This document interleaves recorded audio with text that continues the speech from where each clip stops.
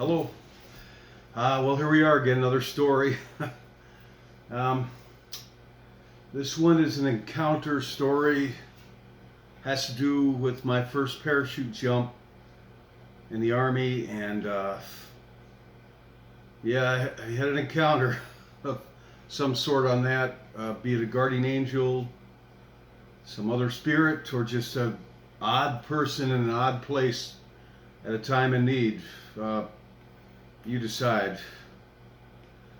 On these, it's the middle of winter. I like to do these outside, but two problems with that. It's like freezing outside in upstate New York right now, and honestly, I feel really self-conscious making these. I just feel like you never know who's going to walk around the corner or up the path, and so I'll do them here in my living room. It's just me. I love more of these.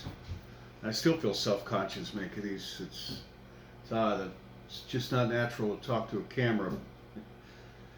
Um, so that's that. This story, I wound up joining the Army. I didn't plan on joining the Army in life when I got out of high school. Such, folks some of my friends were joining the military, and folks were saying, "Why don't you join the service?" And I'm like, "Are you kidding me? Like, no thanks."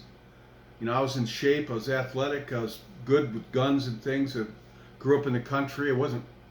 But I was very much a pacifist. I did not believe in anything violent. As things would turn out, wasn't but a few years later, I might as well, we're here to tell stories, right? My marriage took a turn to the south when I got married at 19, and I wound up estranged, really heartbroken, and severely depressed. And I needed a drastic change fast. I needed a change of scenery. I needed a change of lifestyle. My depression was so great. And so my younger brother comes home from leave. He joined the Army Rangers Infantry, and he had some pretty cool stories, about parachute jumps and wild times. And really was in shape, and he had money. He had a nice car from the bonus, and I'm thinking, like, that's what I need. I need a dose of that. I need to get into camouflage. So went down. I could have done anything in the Army. I had an appointment to West Point if I wanted it. I just wanted to just be Joe Dogface. I, being a kind of purist, that if I'm going to join something that has to do with warfare, myself, I said, well, I'm going to get my hands dirty. I'm going to get my hands dirty. I'm going to be right up there in the front, the guy with a rifle and the grenade and all that fancy romantic notions I had, back when I was younger. That if I'm going to do a thing, I'm going to do it. Though I certainly didn't want to kill anybody in combat or anything like that. So just want to make that clear. I was young. I was kind of naive, and a lot of people when they join the service, some of them know what they want to do, and some of them are like me. They don't really know what they want to do. All right. So the story. I went through Army basic training and advanced infantry training at Fort Benning, Georgia, and after that they shipped me off to parachute school because I signed up for a stint in the 82nd Airborne. So I get to parachute school, and I'm really in good shape. I just spent 16 straight weeks of boot camp in infantry training. And parachute school, U.S. Army parachute school, for most people, it's quite a challenge to get into it. It's a challenge to complete it. Physically, they'll throw you out for any slight infraction as well. It was a walk in the park for me. Seriously, it was a walk in the park. So I goofed off a lot, hung out with my friends. I was there clowning around with my friends, trying not to get caught. Thought I had the system pretty well beat, figured out.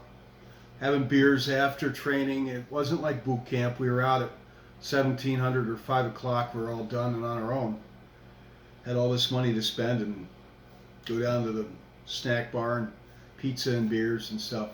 So I didn't pay attention in classes. This plays into this encounter story. I'll speed along here. Well, you have ground week. That's where you learn how to fall without getting broke up. You got tower week. That teaches you how to exit the aircraft correctly, how to handle the parachute in the air. And then the third week is jump week, and that's where you make a parachute jump each day. You get 5 parachute jumps. You do them successfully. Successfully mean you walk away from it, and they pin the silver wings on your chest. And you get shipped off to your duty assignment, wherever mine was the 504th in Fort Bragg, North Carolina, the 82nd Airborne. Well, I got through all that, horsing around, and I get to jump week, all right? This is where we're getting on the airplanes, all of us young men mostly, and take off, let it thrill, and parachutes on, reserve. We're going to jump, right? Now, I want you to know, I was afraid of heights. I still am. Can't get me on the roof to work. I can't even. But I joined up for this. Imagine that. Well, I was pretty pumped up. Most of us were. We got up, flew around a while, and we come out over Fryer Drop Zone. That's the name of the DZ. It's Fryer DZ on Fort Benning. And, stand up, hook up, and start shuffling out to the door. And let's say the door be on that side, and you're in front of it's noisy, and adrenaline's pumping, and all these uniformed guys are moving out like a train and just disappearing out the side of the aircraft. Next thing you know, I'm standing in front of the jump master. My adrenaline's going right out the ceiling. I took my static line, instead of handing it to him, I threw it at him and said, "Rock and roll, you," and a bunch of expletives that I won't say here.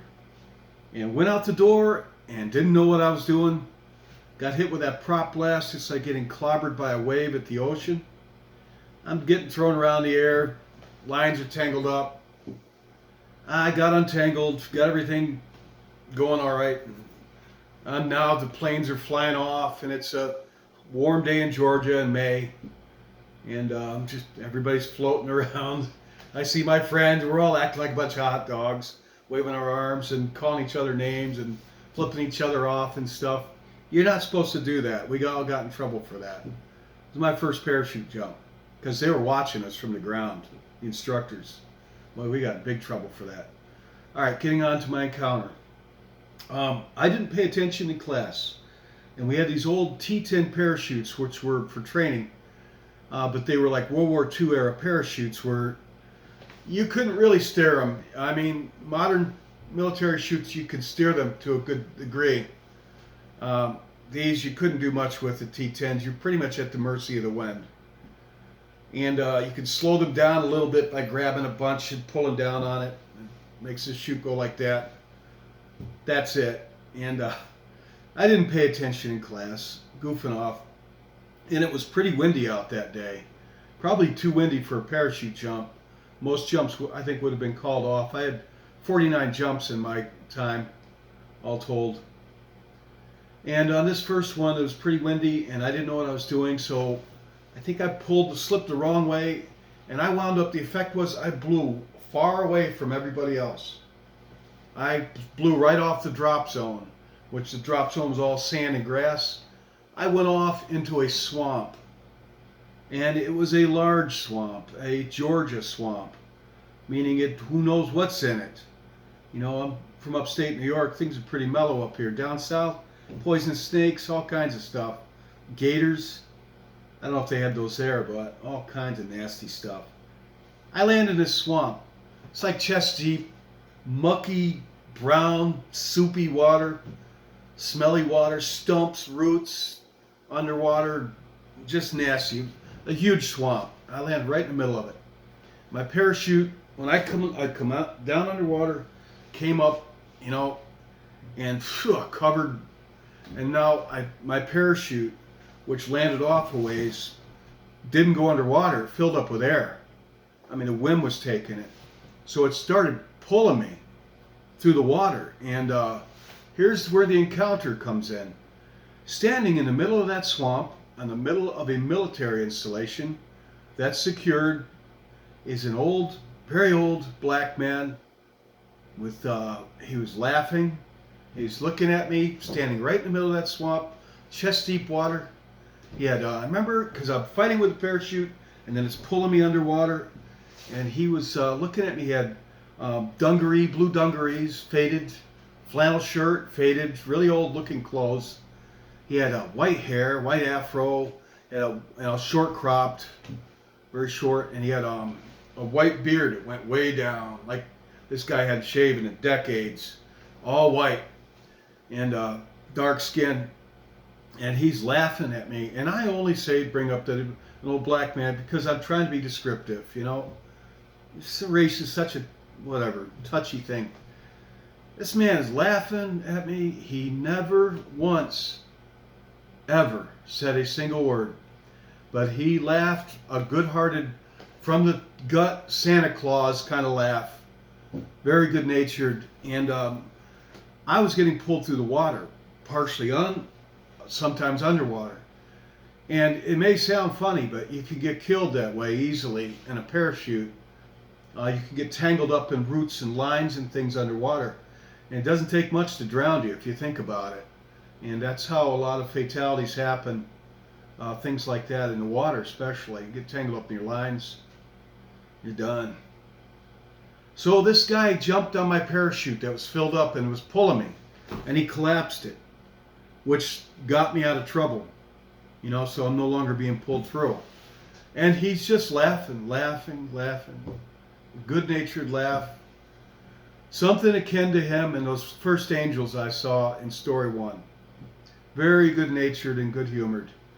And he bundles this thing up, and he comes wading through this swamp, and he comes up to me with it, and I'm like, thank you so much, sir. You know, I don't remember my words, but I was thanking him sincerely. He come right up to me close, hands me the parachute, and he's laughing away. And I'm telling him how probably saved my life. I'm amazed by this. Where did he come from, right? In the middle of a swamp. There's nothing around there. People don't live there. This is a military installation. And I take the parachute from him, and I'm still thanking him. He never said a word. Just kept laughing, good-natured, twinkle in his eye and all that. And I put this parachute in the kit bag, and, you know, so he carries training jump. You carry your parachute back, you know, just don't leave it out there. Now I'm trying to get out of this parachute harness. Well, he's standing in front of me, and it had like a thing here where the clips came into it. Couldn't get this thing off. It wouldn't move. And he's laughing, and he just reaches out, and he goes like that, just slaps my chest there. The whole parachute harness just dropped right off of me. He just laughed, and he goes, smack. Everything just drops off of me into the water. How did he know to do that? I couldn't get the thing off. I was struggling with it. He just reaches out there and smack, just drops off. So again, I'm thinking this man, but I got to get going, you know, because I got to go meet up with all the other people, and I've got some walking to do. I got to get out of that swamp. So I tell him I got to go, and he just stand there. He never said a word. Just stood there. A lot of just good hard laughter, just Santa Claus laughter, nonstop from this guy. So I get about halfway out of the swamp. I turn around. He's still standing there in the middle of the swamp, looking at me, just laughing, staring at me, smiling. And I took a few more steps, and I said, well, and he's gone. He's gone. I'm like, where could he have gone? Unless he went underwater? I don't know. But I had to keep going because, you know, I had a job to do. And that's pretty much the story. Was he an guardian angel? Was he just a nice, odd, strange man that just happened to be standing in the middle of a swamp when I was in danger? Was he some other spirit? You know, I get a lot of people right. I'm not sure they say ghosts are all demonic. I'm not sure I buy that. I certainly don't advocate trying to communicate with any other spirits other than the Father, Son, and Holy Ghost. And if you're Catholic, I don't think there's a problem with the saints and such. But yeah, I don't know. I've got a lot of other stories to tell. Most of my ones, like the first ones, with the eagle and the serpent, and some of these things were really, I think they're very outstanding, almost like mythology, but they really happened. I'm not saying I got an endless supply of those kind of stories. If I'm telling stories about things like that, we're on story 99, start questioning where I'm getting these from. I don't have an endless supply of stories like that. I don't think the saints and the apostles did, for that matter. It tells me I'm not perfect. I'm far from it. That's an understatement. I'm not a saint or anything. I think that I think if we went back in time, I'm inclined to think that if we could meet the apostles, any of them, Paul, I like Paul personally, the favorite of mine among them to read from his books, or any of them, I think we find, well, they're just ordinary, there's nothing remarkable about these, they're just ordinary people. But God seems to like to work with ordinary people, imperfect people, if you notice that. And we'll all get to meet Jesus, won't we, if we know him and call on him as our Savior and trust in him. And my next story is going to be, it's a sad story, and it's a little difficult for me to tell. And I'll try to get that out, and we'll see how that goes. So that's this story, another guardian angel story, or maybe it was just a nice old man in the middle of a swamp. I'm inclined personally to think that I'm leaning towards that he was sent to help me out. I was in danger, probably more danger than I thought I was, because when you're like very young and you're in shape, you really think you're invincible. That kind of plays into my next story. You really don't understand how fragile life is. Alrighty, thanks for tuning in. God bless you.